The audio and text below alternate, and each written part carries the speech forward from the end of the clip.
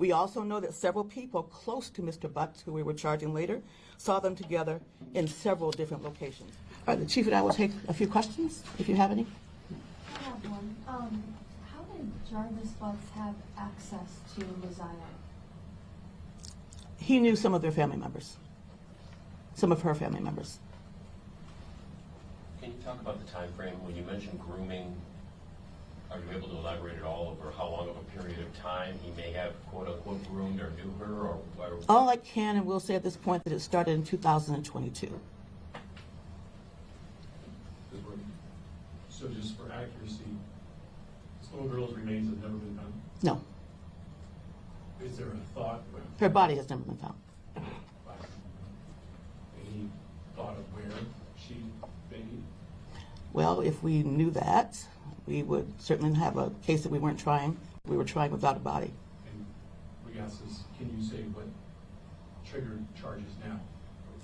Again, there's an incredible amount of material, and one of the reasons why lately I've been giving out amounts of material that we've been going through, because I think people sometimes just do not get it or understand about all the work that it takes by the investigators and by the prosecutors to put a case like this together. Whenever you have a case like this, where there has been no body found, it makes it more difficult and much more investigation must be done because we have to be able to prove that the person is deceased. are you able to say how long this suspect was on your radar, or when you really started locking in on him? No, by law I can't really comment on that because that would leave me in a place where I can't talk about right now. Could things have maybe moved forward a little faster if the school police had got with Detroit police right away? Yes. Can you talk a little more about? No, I better not. I have strong opinions there. You added to that the evidence, however, suggests that Mosiah Harris is dead, correct? We are going to be able to prove beyond a reasonable doubt that she's dead, as we must do by law. You can't say why at this time? Because no one's seen her, no friends, no family, no teachers, no medical conditions. Even on her birthday, 10 days ago, she contacted no one. This was a child that never missed school, but the school hasn't seen or heard from at all again. This is a young girl who was very active on social media, and crickets, nothing, since January the 9th of 2024. Anything from the defendant? And we have other things too that will come out in court. Any cooperation at all, or utterances, statements from the defendant? I can't get into that. Without being able to speak in detail, I'm sure, do you have any evidence to indicate manner and location of death, or where this might have occurred? No, because we can't do that unless we have a body.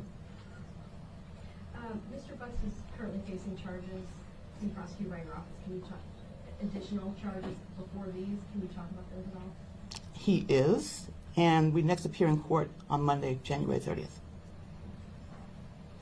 Have there been any other arrests made in this case? I don't think so. We just saw an unfounded rumor that there were family members arrested. Didn't know if you could squash that or confirm that. It's an unfounded rumor. It's not true. Thank you.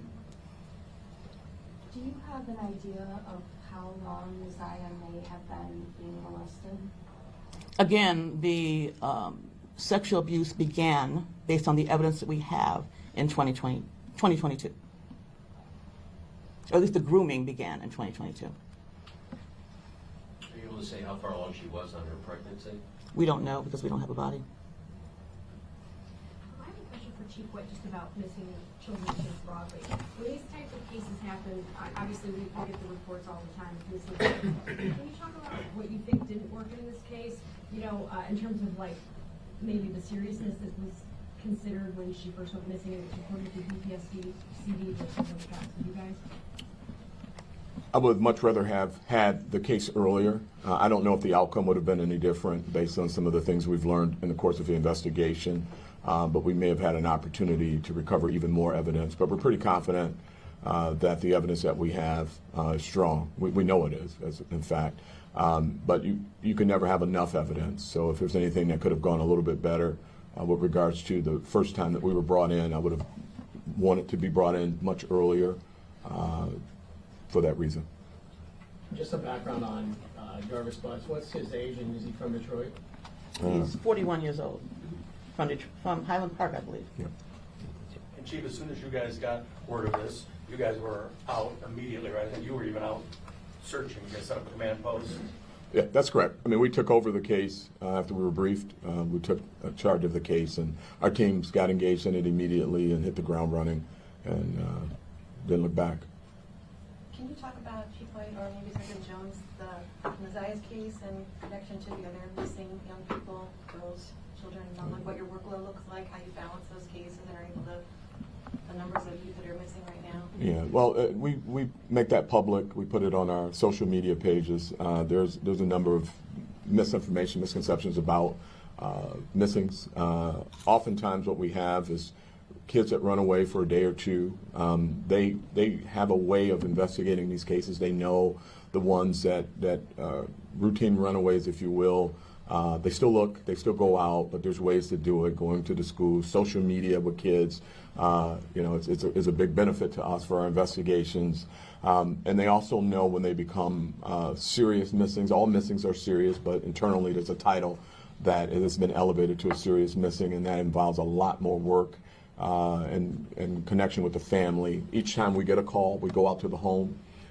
Regardless of whether or not it's a person who has run away or a routine runaway or serious missing. We check the home. We have found kids in the home hiding. So it's really complex and would take its own news conference to explain it. I will tell you this, they do a very good job. We've got thousands of kids this year that have been returned home, many of which were runaways, so we don't have a condition where kids are being picked up on the street and kidnapped. We did have an incident a couple years ago where that happened, and the prosecutor charged that person. In fact, it was just recently convicted. So it's a lot that goes into it. We'd be more than happy to sit down and explain our process with you if you want to do something on an aside.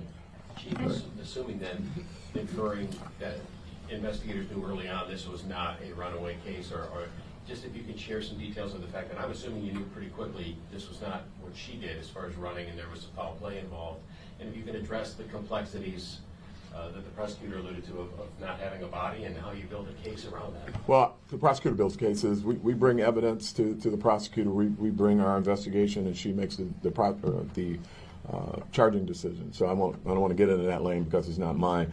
I'll tell you, as I said earlier, the prosecutor has alluded to a lot, and there's a lot in the press release as to what goes into it. These folks looking at hours and hours of video evidence, and as the prosecutor indicated earlier, I don't think people recognize in this new age of modern technology what that has done to investigative process. The days of old school investigations, some of that stuff still is valid and important. You got to get out on the street, knock on doors, and talk to people. But what the digital world has brought us is new opportunities to find additional information and the cadence in which people communicate, right? Every one of us have these things in our pocket called cell phones that we use for everything. And if people go dark, and they've never been dark, and particularly kids, they show their food, they show their school, they take selfies, and when that stops, that elevates your concern as to why did it stop. So it's a very complex process. These are the experts. I'm just the chief. But, again, we can sit down and talk to you about it in great detail, but a lot goes into it. And when you're talking about 111 gigabytes of information and text messages and dumping phones and literally going through methodically each one of the pages and the text messages and the communication as to when they stopped and the last word said that should have prompted a response. Maybe it did, maybe it didn't. I can't get into that. All those things elevate your curiosity and brings you into other areas. So it takes a lot more time, but when you get it all right and you pull all the things together, you become as confident as we are now with this case. And we're very, very, very happy that this predator, this child predator, will not be able to hurt any more children and frankly, any more women, because we know that the women were a pathway to the children. That's that. Period. And I'm going to stop there before I get in trouble with the prosecutor. 506 gigabytes just from the cell phones. Are there any other people that are close to her family that may be charged? This investigation is over, and we have charged the one single person that's responsible for not only her death, the evidence show, but also for the sexual assaults that we have charged today. And what are his priors? Do we have those? Oh, I definitely can't go there. I'll lose my law license. Chief, some of Maziah's relatives said they previously had talked to CPS about allegations of sexual abuse for Maziah and other kids. Did that ever make it to your office? Is that something that police have investigated before? Yeah, let me just say this, that if anyone that is watching this press conference right now, or reads any of the coverage that I'm sure that you will give this, has any reason to believe that they were a victim of his or that they know something else, we certainly welcome them to contact the Detroit Police Department. So you can't say if there were any previous reports on that? No. Has Mr. Butts made any admissions at all? We can't talk about that. Thank you. Thank you very much.